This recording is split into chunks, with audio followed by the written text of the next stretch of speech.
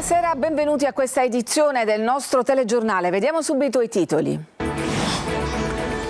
Open Arms a Palermo, attesa a breve la sentenza del processo in cui è imputato il ministro Matteo Salvini. Piantedosi dice la decisione non influirà sul governo. Il pizzo anche sul super bonus, così il clan Scalisi sfruttava le ristrutturazioni per estorcere denaro ad Adrano. 20 gli arresti per pizzo, droga ed armi. Si allunga la lista delle identità usate da Matteo Messina Denaro, 3 nomi utilizzati dal boss, anche quello del suo tatuatore di Palermo. Agrigento in ritardo per gli eventi di Capitale Italiana della Cultura 2025. In attesa del logo, il nuovo prefetto coordina una cabina di regia per accelerare l'organizzazione. Illegalità diffusa a Catania, parcheggiatori abusivi, contraffazione, venditori ambulanti, mancato rispetto del codice della strada. Calcio, il Catania chiude l'anno solare in casa con il Sorrento, è la prima del girone di ritorno, il nuovo portiere Farroni potrà giocare da gennaio, Inglese pronto a guidare l'attacco.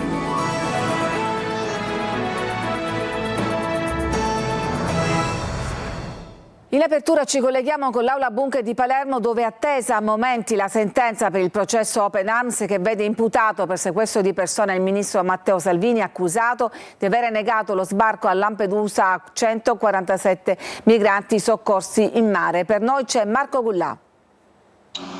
Sì, buonasera Lorena, buonasera a tutti, siamo proprio qui dove c'è l'Aula Bunker del carcere Pagliarelli, a breve attesa appunto la sentenza del processo Open Arms che dura da circa 4 anni. Si era parlato insomma che la sentenza potesse arrivare entro le 18 e invece alcuni giudici hanno ovviamente fatto filtrare l'orario della sentenza che sarà presumibilmente tra le 19:30 e le 20. Lo vediamo inquadrato appunto Matteo Salvini all'arrivo di appunto al carcere Pagliarelli questa mattina. Sono fiero, sono orgoglioso di aver difeso i confini dell'Italia, ha detto, intervistato appunto dai giornalisti che lo hanno assediato in occasione del suo arrivo all'Aula Bunker del Pagliarelli. Diciamo subito che sequestro di persona e rifiuto di atti d'ufficio, da alcune previsioni, da alcune indiscrezioni, il sequestro di persona potrebbe essere derubricato a omissione di soccorso e quindi Salvini essere condannato con una pena inferiore rispetto ai 6 anni che invece ha richiesto la procura di Palermo. Staremo a vedere, che siamo proprio qui in attesa di questa sentenza. Poc'anzi il ministro Salvini, vice premier Salvini rideva, era abbastanza sereno assieme alla sua avvocata Giulia Bongiorno, quando ovviamente i giudici sono entrati in camera di consiglio intorno alle 11:30. Salvini ha abbandonato il carcere assieme alla fidanzata, ha fatto un giro per Palermo, ha anche cenato in un locale del centro, poi si è dedicato qualche ora allo shopping natalizio e intorno alle 17 è tornato qui appunto al Pagliarelli in attesa di questa sentenza. Adesso è tutto, a voi. Grazie Marco. Il pizzo anche sul super bonus, così il clan Scalisi sfruttava le ristrutturazioni per estorcere denaro ad Adrano. 20 gli arresti per pizzo, droga ed armi. Adelaide Barbagallo. Una mafia primordiale, parassitaria, ferma alle modalità e ai metodi di pagamento degli anni 90, quella del clan Scalisi di Adrano. La sua principale attività, le estorsioni. Tutti dovevano pagare il pizzo, anche i piccoli commercianti e gli imprenditori, cui veniva chiesta una percentuale persino sui soldi ricevuti col bonus del 110%. L'operazione Primus della DDA di Catania ha decapitato il clan legato alla famiglia Laudani di Catania. 20 gli arrestati, un 21esimo è ancora ricercato. Tra gli indagati Alfio Di Primo, finito in cella nel 97 all'età di 30 anni per gli omicidi di Sebastiano D'Arrigo e di Tano Cordaro. La sua scarcerazione, avvenuta nel 2021, era attesa con ansia dagli affiliati del clan, quasi tutti ventenni quelli arrestati, che lo chiamavano il principale per distinguerlo dal cognato Antonio Scarvaglieri, tuttora al 41 bis, definito il principale. La cosa che sorprende è come questi giovani vedano nei vecchi esponenti delle organizzazioni mafiose dei punti di riferimento a cui aggregarsi non appena vengono scarcerati. Quel che emerge dalle indagini è l'atteggiamento di sudditanza delle vittime del pizzo. Alcune regalavano perfino il panettone agli estorsori. Peraltro le estorsioni andavano dai 250 euro ai 500 euro al mese, quindi comunque peraltro anche prezzi, se vogliamo dire in un certo senso modici, ma dovremmo capire modici rispetto a quale disponibilità degli imprenditori. E addirittura alcuni di loro per esempio regalavano determinate cose, si pensi al panettone, quindi con questa sorta di assoggettamento verso il capo e la cosca di riferimento. Le casse dell'associazione mafiosa erano costantemente rimpinguate anche dai proventi di un esteso traffico di sostanze stupefacenti. Le indagini hanno confermato la pericolosità dei membri del clan Scalisi, dotati di armi da sparo per presidiare il territorio e preservare i loro affari criminali da eventuali ingerenze di altri clan. Si allunga la lista delle false identità utilizzate dal boss Matteo Messina Denaro nel corso della sua 30ennale latitanza. 3 nomi utilizzati dal boss defunto, anche quello del suo tatuatore. Laura Spanò. Nel lungo elenco degli alias di cui Matteo Messina Denaro ha usufruito nella latitanza vi è anche Vito Firreri, l'identità che diede al tatuatore di Palermo di via Rosolino Pilo, come lui stesso indicò ai magistrati nell'ultimo interrogatorio all'Aquila. Con lui Andrea Bonafede, l'ex operaio del comune di Campobello, condannato a 6 anni e 8 mesi per favoreggiamento aggravato. Di quel nome vi è ancora traccia nel registro del consenso informato che viene tenuto da chi esegue i tatuaggi. Messina Denaro fece 3 tatuaggi, tra le selvagge tigri, ad Augusta per Augusta, al successo attraverso le sofferenze, che, come spiegherà alle sorelle venute a trovarlo in carcere, era stato fatto quando la compagna decise di lasciare la casa paterna, e una data, 8 ottobre 1981, in numeri romani, che potrebbe riferirsi alla data della sua affiliazione alla mafia.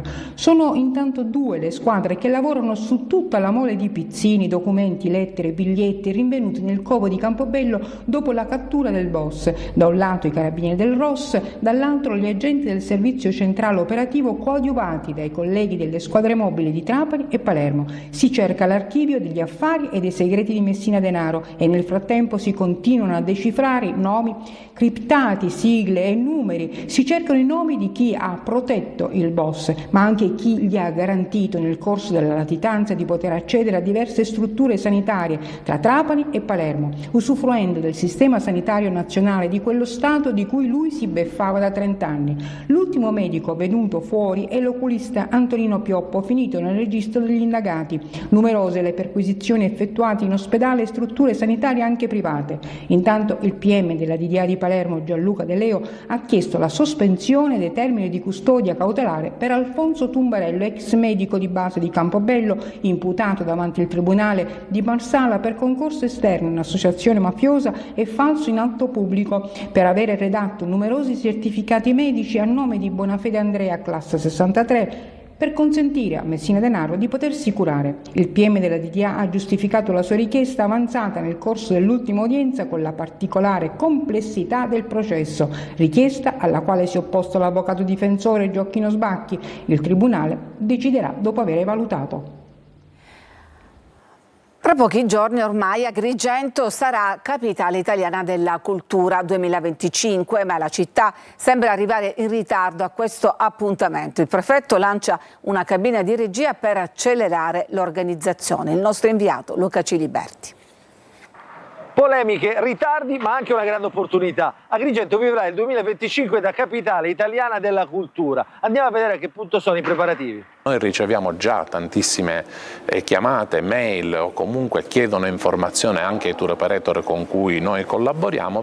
Inutile nasconderlo, dobbiamo dire che è tutto in programma, è tutto un work in progress. È evidente che con una nomina del 2022, un decreto del 2023, arrivare al 2025 in queste condizioni, non solo per la città di Agrigento e per la sua provincia, ma per la Sicilia è certamente penalizzante.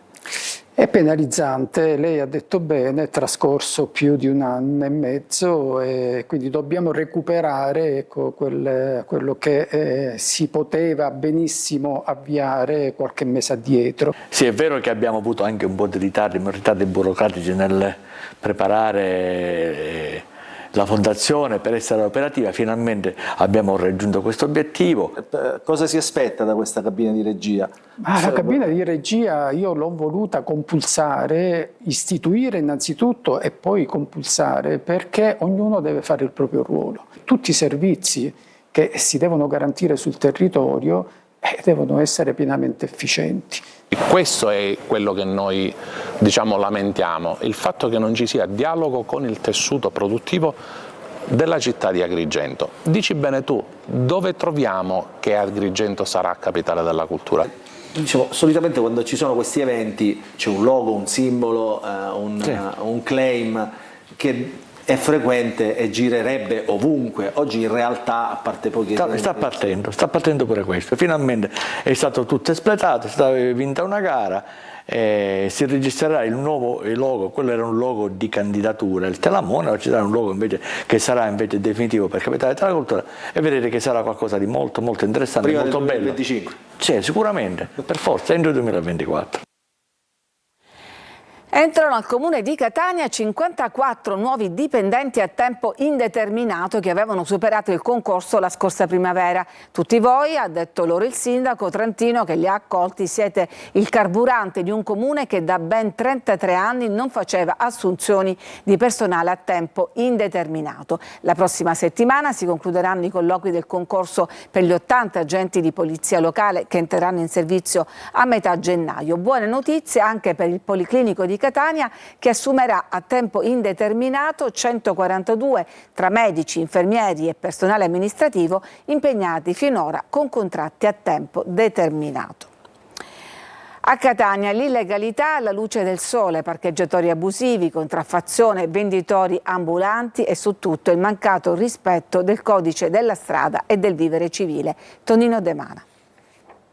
Da un lato addobbi e luci di Natale, dall'altro le ombre, tante ombre, di una città che vive nella totale anarchia. La fotografia che ne deriva è di una Catania ostaggio dell'illegalità, dove le regole del vivere civile vengono sistematicamente violate, in centro e in periferia, dove gli episodi di criminalità assumono contorni preoccupanti. Zone franche sotto gli occhi di tutti e con parcheggiatori abusivi, in questo caso in via Cimarosa, che esercitano la loro attività persino sulle strisce blu, con gravi danni per l'azienda che gestisce la sosta a pagamento. Illegalità alla luce del sole anche alla Fiera di Catania, dove gli abusivi o i venditori che espongono merce contraffatta superano di gran lunga quelli irregolari, per buona pace di chi paga concessioni comunali. Qualcuno a microfoni spenti chiede aiuto, lancia un SOS visto che i controlli scarseggiano. Non le manda a dire Lorenzo Costanzo, segretario CIDEC. Io mi chiedo come si fa a trovare ovviamente tutte le macchine depredate dei turisti in pieno giorno. Non solo, ma continuamente ci sono ambulanti che vendono merce contraffatta in Corso Sicilia, scarpe, CD, occhiali. Tutto questo è illegalità, non ne possiamo più. Questa è una città senza controllo. Corso Sicilia è un bazar a cielo aperto, dove i marciapiedi sono occupati da bancarelle di ogni tipo che mettono in mostra scarpe, cinture, sciarpe, cappelli, naturalmente di griff d'alta moda, ma rigorosamente contraffatti. Sulla strada è un trionfo di auto in doppia e tripla fila, di scooter sui marciapiedi, di furgoni che caricano e scaricano merce a qualsiasi ora, mentre in via Plebiscito a qualsiasi ora ecco sfrecciare mezzi a due ruote, con conducenti naturalmente senza casco. E i controlli? E le forze dell'ordine? Dopo le sanzioni per un bar di Catania, i carabinieri dei NAS hanno denunciato la titolare di un ristorante di cucina orientale di Acitrezza. Hanno trovato cibi in cattivo stato di conservazione e condizioni igienico-sanitarie del locale carenti. Ci fermiamo, adesso c'è una pausa per la pubblicità, torniamo dopo per andare a scoprire un presepe multietnico a Ragusa. Tra poco.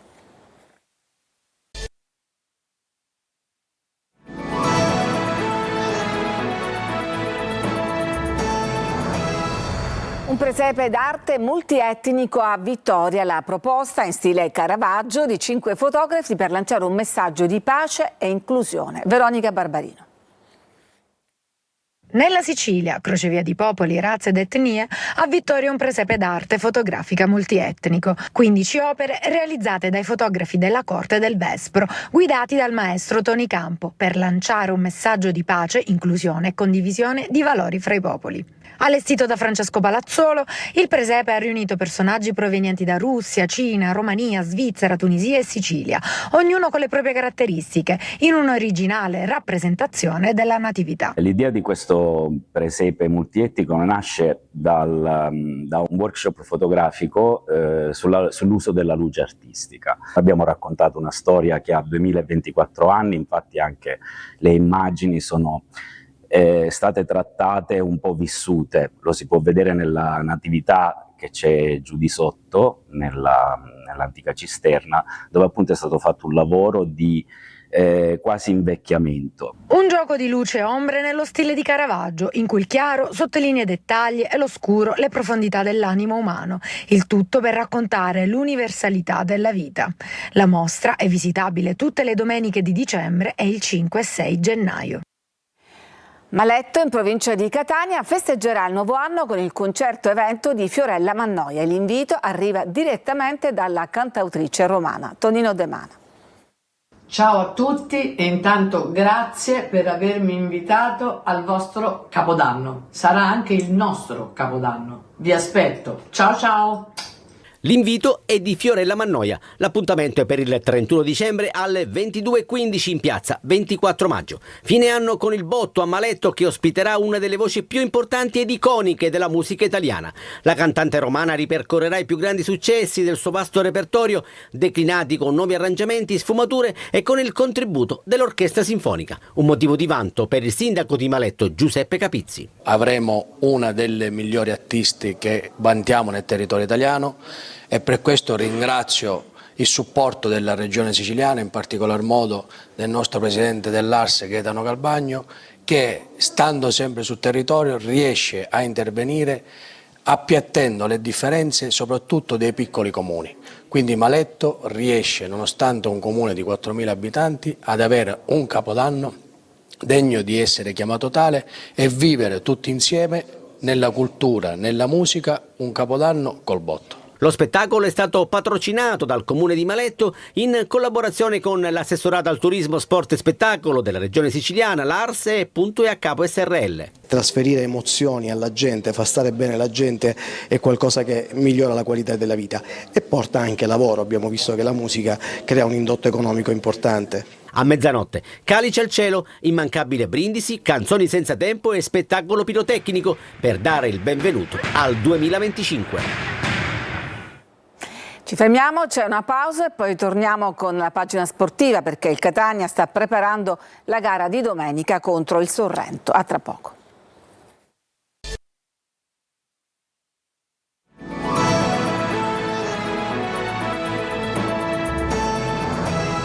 Siamo alla pagina sportiva, il calcio. Il Catania prepara la gara di domenica contro il Sorrento al Massimino. Si è allenato già col gruppo il nuovo portiere Alessandro Farroni, che però non potrà scendere subito in campo. Intanto sentiamo le sue prime parole. Francesco Triolo. L'obiettivo è arrivare alla sosta natalizia con una vittoria che cancelli la delusione della gara contro il Potenza e che dia un pizzico di fiducia per il girone di ritorno. Contro il Sorrento il Catania non può sbagliare, anche perché poi arriverà il momento delle scelte che la società dovrà compiere e molto verrà determinato anche dalla prima fase del campionato. C'è chi ha deluso e chi ha reso meno di quanto ci si aspettasse e quindi valutazioni queste sono che la società sta già effettuando. Intanto però c'è da pensare alla partita di domenica pomeriggio al Massimino, dove arriva un Sorrento reduce da 2 sconfitte consecutive. Toscano in settimana ha perso 2 giocatori, Betters e Di Gennaro, che staranno fuori per un po'. La società si è tuffata sul mercato ingaggiando il portiere Alessandro Farroni, che al di là dell'entusiasmo iniziale potrà giocare solo a gennaio. Diciamo un'avventura che stimolante. Ho ricevuto pochi giorni fa una chiamata dal direttore e dalla società con la quale ho parlato in questi giorni e devo dire che sono molto entusiasta di questo progetto e di questa chiamata, alla quale ovviamente era impossibile dire di no. Dal mio punto di vista posso solamente dire che darò il massimo in qualsiasi situazione, se sarò chiamato in causa, quando sarò chiamato in causa. In porta quindi ci sarà nuovamente Adamonis. Per il resto Toscano dovrebbe riproporre dal primo minuto sia Inglese che Castellini, con Raimo e Anastasio sulle corsie di centrocampo. In attacco ci sono due alternative, una con il doppio trequartista, Stoppe di Menez dietro Inglese, l'altra con Stoppa alle spalle della doppia punta Inglese ed Andrea. Sorteggiate oggi le semifinali di Coppa Italia di Lega Pro. Il Trapani ha pescato il Rimini, la gara di andata si giocherà al Provinciale il 21 gennaio, il ritorno è in programma al Romeo Neri il 12 febbraio. Ed era l'ultima notizia, grazie per averci seguito, vi auguro una buona serata.